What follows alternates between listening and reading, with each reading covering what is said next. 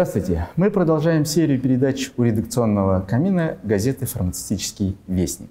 И сегодня у нас в гостях исполнительный директор компании «Никомед» Тамара Егорова. Добрый день. Добрый. Также в студии обозреватель газеты «Фармацевтический вестник» Оксана Баранова. Тамара, прежде всего хотелось бы поздравить вас и вашу компанию с получением платиновой унции. Спасибо. И как буквально на днях стало известно, что компания «Никомед» награждена специальной наградой за вклад в создание и развитие ортопедической отрасли в России.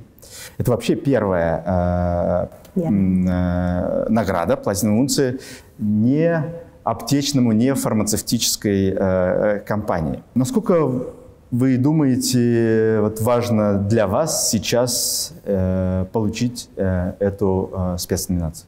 Спасибо за поздравления. Я считаю, что для нас это не просто важно, это архиважно, потому что это на сегодняшний день выглядит как признание наших коллег по цеху нашего 20-летнего труда. Потому что ортопедический рынок, в отличие от рынка фармацевтического и медицинского в целом, несмотря на то, что он тоже имел свою многовековую историю, но сформировался как отрасль только, наверное, чуть более 20 лет назад. Если говорить в целом о том, как мы ее представляем, то это не только задача произвести медицинское ортопедическое изделие, но и довести его до нашего конечного потребителя. При этом нельзя обойти вниманием регистрацию в Минздраве, получить мнение медиков, насколько оно клинически эффективно и стоило ли его заводить в России как альтернативный метод лечения гипсованию. И на сегодняшний день, да, я соглашусь, наверное, с тем, что рынок уже сформировался. Более того, он начинает развиваться, в том числе благодаря тому, что пока мы молоды душой и не столь велики в масштабах, и любой предприниматель, имеющий отношение к медицине или фармацевтике, может попробовать себя в ортопедическом бизнесе. Вы сказали, что рынок формировался на протяжении последних 20 лет. Да. Он проходил такой же сложный путь регуляторики, такой же, как фармрынок, рынок медицинских изделий. Есть какие-то особенности? Является ли он сейчас уже частью здравоохранения полноценной? Как любой бизнес, как любая бизнес-идея, наверное, любой успешный проект начинается с какого-то случая. И действительно, бизнес нашей компании, он родился на идее нашего руководителя, генерального директора, который через личный опыт использования медицинского ортопедического изделия, так воля случая была предопределена. Ему показалось это интересно, он пытался найти аналоги в России, не нашел, то есть это было больше 20 лет назад. Но выехав в Европу, он увидел, что ортезы, как альтернативный метод лечения при острой травме, используются столь давно и столь массово, что это было таким удивлением и такой возможностью неприкрытой, от которой было сложно отказаться. И посмотрев и объехав все европейские выставки, посмотрев на площадки производственные, найдя те продукты, которых в России не было, мы о них не знали, медики их не принимали, он рискнул и попробовал привезти в Россию первые ортезы. Как дальше происходили события, наверное, не столь трудно, как это происходит в фармацевтике, потому что основная задача – это все-таки получить регистрационное удостоверение. Получить его можно только в одном случае, если вы можете доказать клиническую эффективность вашего изделия. И тут встал основной вопрос, а как и где его продавать? И понятно, самое первое, что приходит в голову, мы пошли в аптеки. В аптеках мы столкнулись с тем, что наш продукт требует очень серьезного знания. И не каждый провизор готов изучать, из чего это делается, на какую нозологию влияет, какой должен быть реабилитационный период. То есть это второе медицинское образование нужно было дать. И этот наверное, узкий момент заставил нас в свое время задуматься о том, чтобы создать свой собственный корпоративный университет. На сегодняшний день Никомед не просто производит за рубежом, привозит сюда, обучает здесь персонал, но и продает через собственную розницу, потому что все остальные попытки через специализированные магазины для беременных мам, например, для будущих мам, через спортивные магазины, через аптеки, все в итоге не оправдывает ожидания наших партнеров ровно потому, что не умеют продавать персонал сложный продукт, не столь, наверное, вовлечены когда можно легко довольно продать упаковку какого-то препарата, а здесь еще расскажи и еще и не купит. Ну, сами понимаем, что не всегда это бывает интересно и выгодно. Поэтому все пришлось замкнуть на себя. И поэтому Никомед на сегодняшний день – это группа компаний, которая в себя включает и производственный цикл, и даже в том числе R&D, и розничную сеть, которая работает с потребителем, и большое медицинское подразделение, которое работает с медсообществом. Мы очень много вкладываемся в просветительство для того, чтобы наши врачи, травматологи, ортопеды получали новые знания из европейских институтов. Они пользуются такой формой общения, как конференции, ФУВы, большие сателлитные симпозиумы, где мы очень часто привозим иностранных спикеров, вот, которые как раз-таки рассказывают о новых каких-то инновационных решениях в ортезировании. Параллельно мы идем вторым путем, когда мы создаем новый профстандарт, для того, чтобы эти знания мы могли получать еще на 5-м курсе медвуза, чтобы наши выпускающиеся уже травматологи-ортопеды, кроме гипса, знали альтернативный способ лечения. Вот как-то так это складывалось. И если говорить о каких-то дополнительных мерах регуляторики, то на сегодняшний день их нет. И, может быть, этим объясняется такая разношерстность форматов розничных. Если мы стараемся все-таки всех объединить под один формат Артека, чтобы у потребителя складывалось правильное восприятие услуги, то не каждый готов к таким инвестициям, потому что довольно дорогая для себя, для нашего бизнеса форма. Но, тем не менее, мы стараемся, чтобы в нашей нами созданной отрасли был отраслевой стандарт.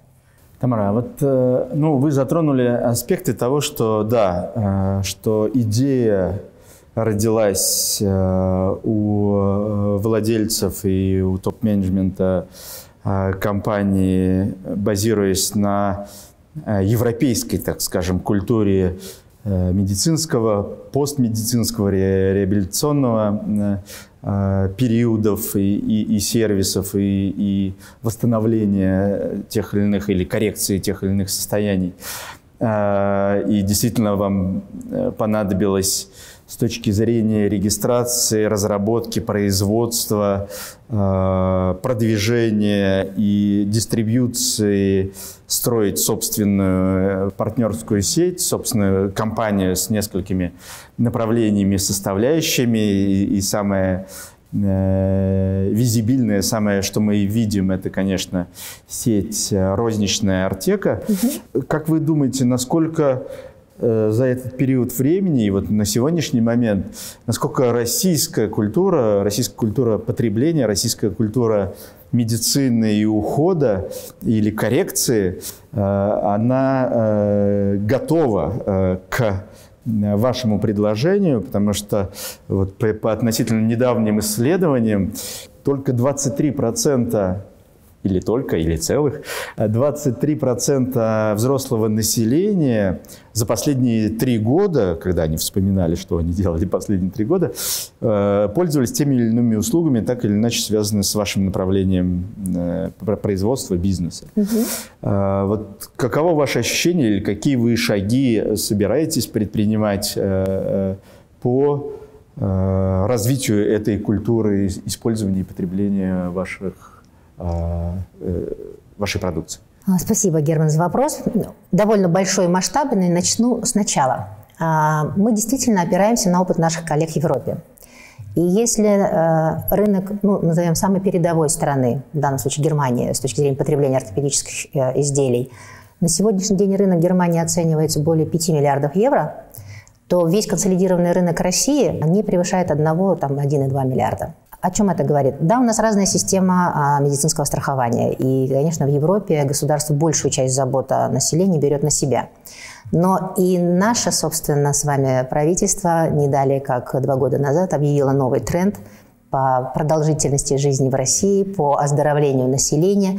И если говорить о том, насколько культура потребления в России растет, да, мы с 2005 года наращиваем объемы собственной представленности географии. И с точки зрения нашего продуктового предложения мы учитываем потребность, я не могу сказать любого гражданина, а скорее того, кто внимателен к своему здоровью. И поскольку это цифра растет с каждым годом, я, наверное, сделаю правильный вывод, что наш продукт востребован и культура потребления растет. Если говорить в цифрах, то на сегодняшний день в Артеку, ну, если говорить факт по 2017 года, через Артеку прошло более 5 миллионов россиян. И из них более 200 тысяч получили медицинскую услугу в кабинете. Ну, я думаю, вы, как наши близкие коллеги по цеху, знаете, что в каждой Артеке работает врач-травматолог-ортопед. И вот более 200 тысяч россиян, которые побывали в Артеке, они получили медицинскую консультацию. Это говорит о том, что формат, который мы предложили рынку, он удобен, доступен, он интересен. И чем он отличается от стандартного ритейла, назовем это так, только тем, что мы все-таки во главу угла стали ставить сервис. Ну, не буду умалять, что ассортиментный портфель играет какую-то базовую роль, но если к этому ассортиментному портфелю не приложить сервисность, то, наверное, мы мало чем бы отличались от других собратьев по ритейлу. Поэтому к нам возвращаются пациенты, они возвращаются уже семьями, они рекомендуют Артеку, и из этого я тоже могу сделать вывод, что все-таки формат востребован, и культура будет расти с каждым годом. И я думаю, что каждый из нас на сегодняшний день заинтересован не дожить до пенсии, а сохранить активное долголетие и в том возрасте позволить себе еще покататься на лыжах. Ну вот у компании действительно очень интересный опыт выхода на российский рынок. И то, как вы пришли к формату развития именно собственных салонов Артека. Вот немного об этом формате. Это тоже собственное изобретение или многие моменты были заимствованы в других странах? Безусловно, мы искали бенчмарк. Мы объездили Европу, мы были в США, мы смотрели Канаду. В чистом виде аналогов не существует. Поэтому, как все в России, душой России не поймем, умом даже в России не понять, пришлось привносить изменения в какие-то стандартные процедуры. Очень много в Европе таких кабинетов, в которых работает врач-травматолог-ортопед, ведет прием, и при нем есть небольшая витрина, где можно тут же подобрать изделия для пациента. И, как правило, у одного врача 2-3 таких кабинета. Это, пожалуй, все, что есть за рубежом. Когда мы начали задумываться о том, как это будет у нас, конечно, мы начали с розничной сети, где консультацию вместо врача оказывал специалист по ортопедии. Ну, потому что для нас, например, наверное, неэтично называть врачом того, кто не ведет действительно медицинский прием, не делает назначения и не выдает вам рекомендацию. Поэтому вот до того момента, как с 2017 года мы начали лицензировать наши кабинеты, мы сами вышли с этой инициативой, мы называли сотрудника, который вас консультирует, специалистом по ортопедии. И Артека существовала как небольшой розничный формат, в котором можно было проконсультироваться и купить. Сейчас тренд немножко смещается, и в Артеку прежде всего приходят люди либо уже подготовленные, то есть они получили консультацию у доктора, например, в поликлинике, либо они что-то очень много прочитали в интернете и сами себе диагноз поставили, либо они все-таки у нас, в первую очередь, у доктора получили рекомендацию и стали нашим пациентом, более того, нашим постоянным клиентом, который приходит не только для того, чтобы вот оно уже случилось, но и ровно для того, чтобы оно не случилось. Поэтому, если говорить о той аудитории, которая на сегодняшний день превалирует в Артеке, то портрет нашего потребителя – это женщина 36+, которая заботится не только о себе и своем здоровье, но и о муже, о детях. И, как любая женщина, она, конечно, настороженно к здоровью относится, поэтому для нее слово «профилактика» стоит на первом месте, чем лечение.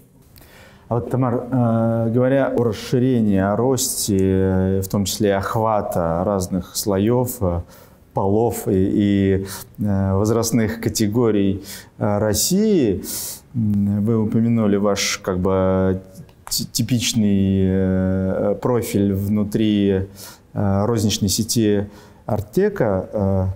Не планируете ли вы, я думаю, это будет фармсообществу достаточно интересно, активно выходить на, например, фармацевтическую розницу с какой-то частью или со всем ассортиментом, который вы предлагаете в России, и какие в этом есть плюсы, минусы, почему да, почему нет? Опыт у нас был, есть, и мы работаем с аптечными сетями.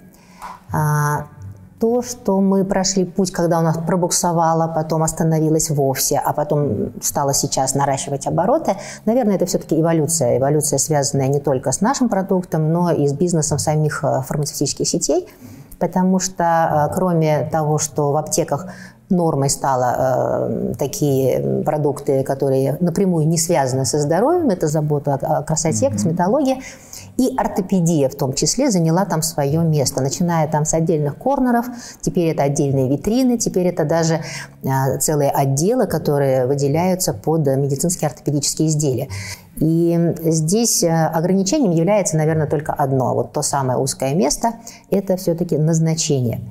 У нашей продукции два повода с ней познакомиться. Да? Это когда уже что-то случилось, и вы у доктора получили консультацию, и он назначил совершенно определенный ортез. И вы с этим рецептом приходите в аптеку, а его там нет, потому что это очень сложно для продажи мимо доктора. Никто не сможет вам рассказать. И вот здесь первое, может быть, такое узкое место, почему не весь наш ассортимент присутствует в аптеке. И второй момент – это когда в аптеку приходит подготовленный уже пациент с определенным запросом. И, как правило, это запрос, который, я называю это самоназначение, да, когда мы покупаем компрессионный трикотаж перед отпуском, либо перед родами, либо после операции, это становится уже нормой. И вот в этом случае аптекам легче. Они как раз-таки из нашего портфеля выбирают ровно те продукты, которые не нуждаются в глубокой консультации доктора. Вот этот сегмент, он доступен, мы с ним работаем, и наши партнеры аптечные сети, есть еще одно тонкое место, я, наверное, о нем все-таки скажу. Это оборачиваемость товара. Вы начали интервью с того, что раз в 3 года приходит пациент за ортопедическим изделием, а в аптеку мы ходим, как правило, раз в неделю. Раз в неделю, да. То есть посещаемость и частота покупок препаратов, которые являются базовым ассортиментом для аптеки, она все-таки выше. И здесь это все-таки управленческое решение. Либо вы расширяете ассортимент и получаете новый трафик на новую категорию, это управленческое решение собственника аптечной сети, либо мы этого не делаем. Поэтому мы научились, мы знаем, как продавать медицинские изделия, мы знаем, кому мы их можем продавать, и мы это делаем. И поэтому, если аптечная сеть заинтересована в расширении ассортиментного ряда, мы с удовольствием научим, покажем, поможем. Но при этом ассортимент компании, он очень большой. У вас представлено порядка 15 тысяч SKU. Да. А с какими компаниями, с какими странами вы работаете прежде всего? Что за бренды представляете в России? Здесь я скажу, наверное, в гордом для себя порядке. В первую очередь работаем с Россией, это наше собственное производство. И 2 сильных партнера, один из них в Германии, другой в Нидерландах. И если говорить, почему именно там, потому что, в первую очередь, это европейские выставки, где они между собой конкурируют. А во вторую очередь, это 100-летняя история производства. Поэтому мы в июне едем поздравлять нашего партнера с 90-летним юбилеем его производственного комплекса и компании в целом. И я думаю, что такая история достойна уважения, и искать чего-то лучшего, при этом ставить под сомнение качество при смене площадок, это не всегда оправдано. Поэтому, говоря о формате, мы все-таки говорим о том, что Артека – это продукт, который гарантирует качественное изделие и обязательно клиническую эффективность. То, что вы будете использовать, оно вам поможет. И здесь мы, наверное, не готовы на какие-то допуски, на эксперименты, чтобы, не дай бог, чем-то расстроить вас. И все-таки ассортимент компании 15 тысяч SKU. А какими категориями товара вы представлены? Исходя из самого названия розничной сети «Артека», первое, что приходит, это категория ортезов.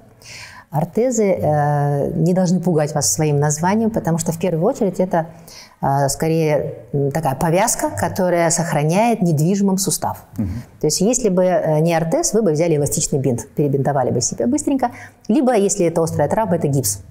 Ортез позволяет вам сохранять подвижность, вы можете продолжать ходить на работу даже при поврежденном суставе.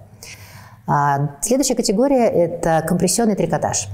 Компрессионный трикотаж, он показан большинству, как показало исследование, более 80% россиян имеют в той или иной степени выраженности хроническую венозную недостаточность. Особенно, я думаю, что вы относитесь к этой категории. Это относится к людям бизнеса, которые очень часто находятся в перелетах, потому что наш злополучный тромбоз, он начинается как раз-таки в нижних конечностях. И если вы без конца сидите в самолете и при этом не пользуетесь компрессионными гольфами, то как раз этот риск для себя вы увеличиваете. Следующая объемная категория – это здоровый сон. Это все, что связано с подушками ортопедическими, это все, что связано с бандажами, с маленькими подушками для новорожденных, с большими анатомическими матрасами, которые сохраняют в памяти ваше положение. Это как раз наше производство собственное, находится в Москве, компания Trilax. И следующая объемная категория, которая очень серьезно развивается последние 3 года у нас, это комфортная обувь. Все, что связано с работой, когда вы вынуждены стоять на ногах, когда вы много двигаетесь по офису и нет возможности присесть, неминуемо приводит к отечности ног. И не каждая женщина позволит себе одеть очень красивые на шпильке за очень большие деньги купленные туфли ровно в том состоянии, в котором вы оказываетесь на работе.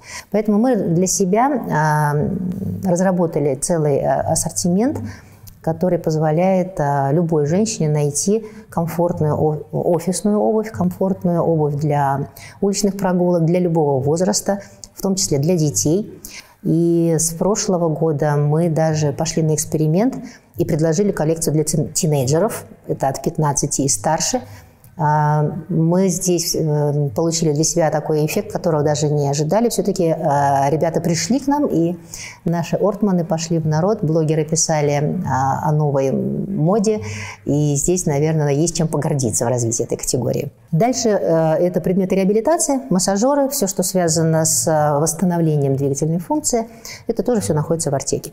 У каждой категории есть профилактическая часть и лечебная, поэтому для Артеки важен любой посетитель, который пришел либо для того, чтобы уже скорректировать имеющиеся отклонения от нормы, либо приобрести что-то ради профилактики для того, чтобы там при занятиях усиленных фитнесом сохранить суставы в рабочем состоянии. Вот, пожалуй, основные категории. Все они представлены в ваших реальных салонах, или вы также активно развиваете интернет-направление, в том числе доставку? Да, мы представлены, вот этот весь ассортимент, который я сказала, он представлен в Артеке, но в интернет-магазине arteka.ru представлен более широкий спектр наших продуктов, потому что мы все-таки считаем, что в интернете у вас должно быть больше выбора для принятия решения, в том числе и больше сопутствующих товаров, потому что, как правило, вы покупаете не только для себя, но и там для особых случаев или для своих друзей и родственников, и Артеке есть что предложить в этом смысле. Тамара, вот вы сказали, что, если про географию говорить, да, вы упомянули, что география производства и поставок в страну, она сосредоточена в 3 пунктах, собственно говоря, да. Россия, Германия и Нидерланды.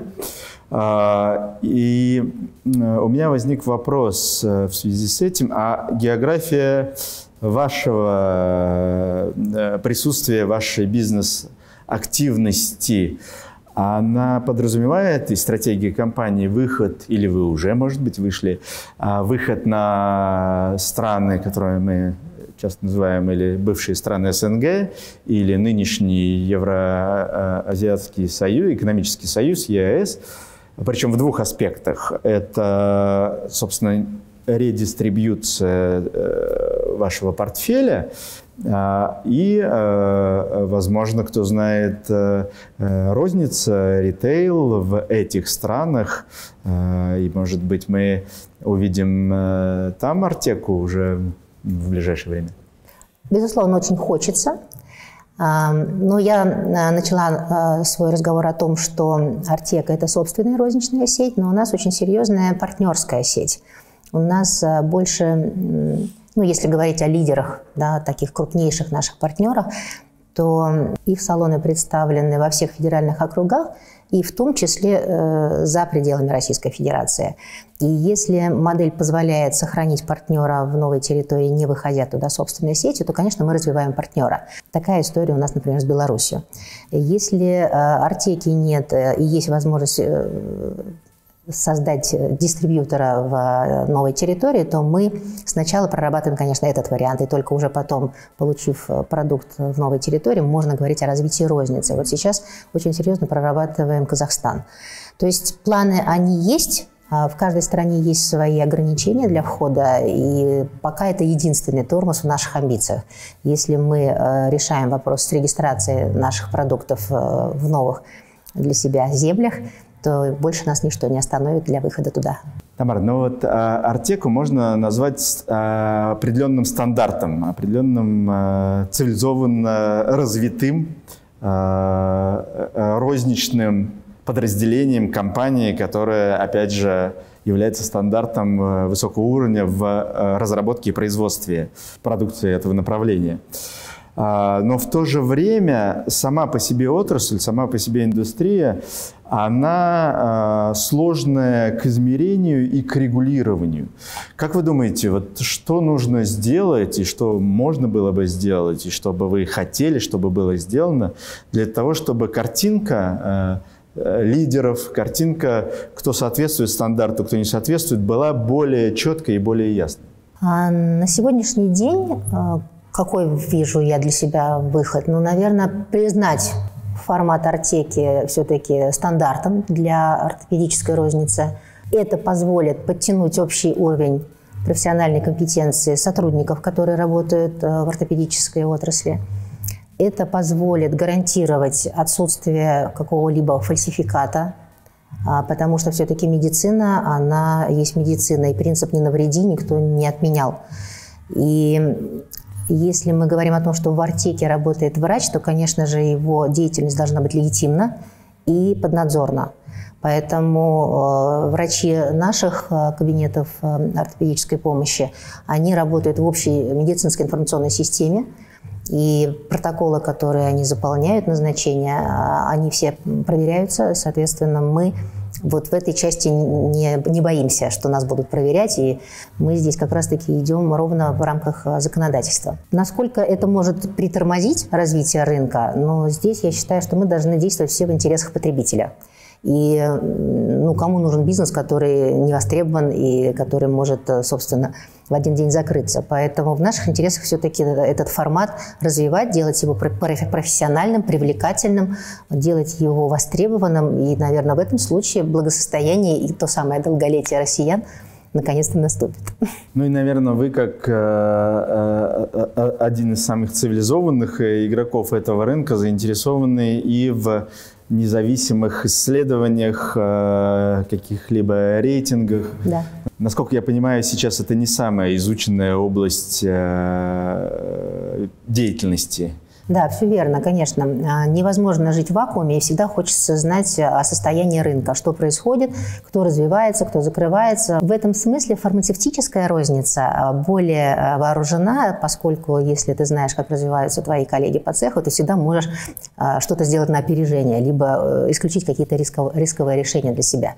В основном Никомед сейчас является инициатором любых исследований. Мы проводим не столько количественные, сколько качественные, статистические, обзорные. Мы провели массу исследований, но не все игроки рынка готовы предоставлять информацию. И, конечно, найти бы нам такого партнера, который бы с нами вместе закрывал еще и вот эту часть нашей отрасли. Потому что все-таки исследование рынка, оно позволяет быстрее вносить изменения и несколько опережать время. И да, наверное, я буду признательна, если в том числе Фармвестник нам поможет найти такого партнера. Спасибо. Ну, я уверен, что ваш такой яркий выход и спецноминация «Платиновая унция» позволит в кратчайшие сроки влиться в фармацевтическую отрасль, а точнее отрасль заботы о здоровье и красоте. И мы, и наши коллеги с удовольствием, конечно, вас и поддержат, и будут плотно работать и с точки зрения потенциально для совместных бизнес-проектов, и с точки зрения вообще анализа, осмысления этого направления в развитии предоставляемых услуг и предоставляемой продукции нашему населению. А мне остается поблагодарить вас, напомнить, что в гостях у редакционного камина «Фармацевтического вестника» сегодня была Тамара Егорова, исполнительный директор компании «Никомед». Спасибо большое. Спасибо большое, Герман. И Оксана Баранова, ведущий обозреватель газеты «Фармацевтический вестник». Увидимся. Всего хорошего.